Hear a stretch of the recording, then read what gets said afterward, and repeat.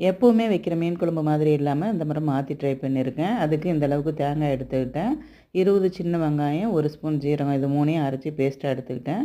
ஒரு பவுலில் காரத்துக்கு தகுந்த மாதிரி தனி மிளகாய் தூள், மல்லித்தூள், தேவையான அளவுக்கு உப்பு, மஞ்சள் தூள், புளி கரைசல் அதிகமாக சேர்க்கக்கூடாது. இந்த குழம்புக்கு கொஞ்சமாக சேர்த்துக்கிட்டேன். அது கூடவே அரைச்ச பேஸ்ட்டையும் சேர்த்துட்டு குழம்புக்கு தேவையான அளவுக்கு தண்ணியும் சேர்த்து நல்லா கரைச்சி வச்சுக்கிட்டேன்.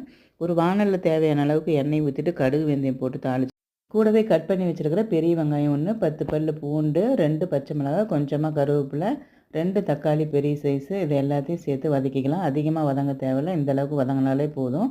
நம்ம கரைச்சி வச்சுருக்கிற கரைசலை சேர்த்துடலாம். கரைசலை சேர்த்ததுக்கப்புறமா உப்பெல்லாம் செக் பண்ணிவிட்டு குழம்ப கொதிக்க விட்டுடலாம். குழம்பு கொதித்து நல்லா திக்கான பதம் வரும்போது மீனை சேர்த்துக்கலாம். நான் இன்றைக்கி சங்கரா மீன் தான் சேர்த்துருக்கேன். மீன் சேர்த்து ஒரு 5 நிமிஷம் கழித்து குழம்ப இறக்கிக்கலாம். அருமையான தேங்காய் அரைச்சி விட்ட மீன் குழம்பு ரெடி. கூடவே பொரிச்ச மீனையும் வச்சு சாப்பிடும்போது குழம்பு ரொம்பவே டேஸ்ட்டாக இருந்ததுங்க. இந்த வீடியோ பிடிச்சி